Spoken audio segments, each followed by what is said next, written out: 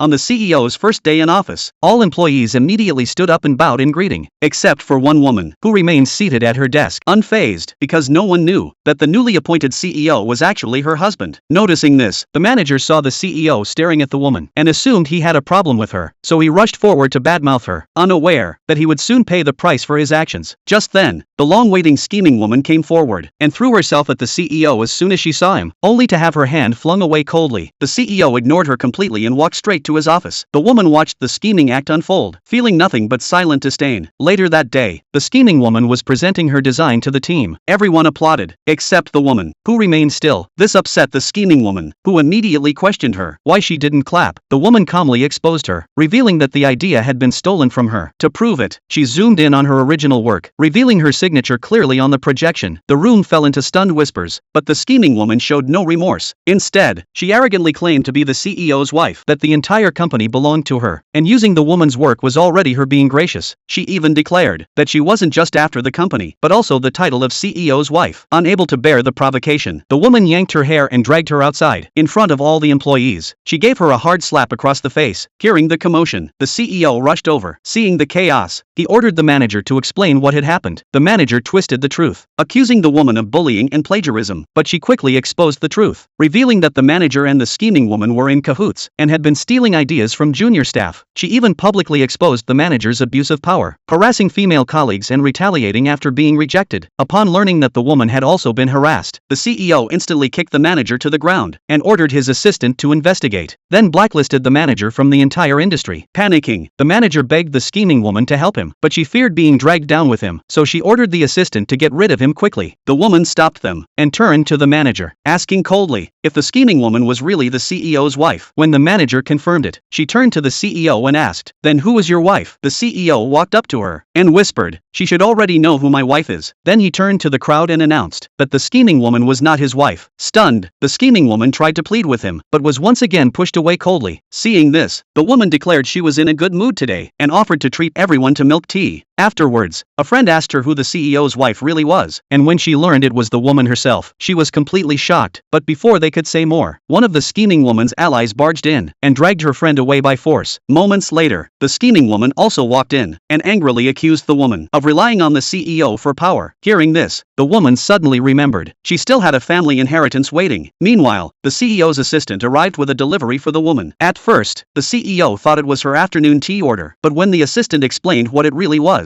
he was completely stunned.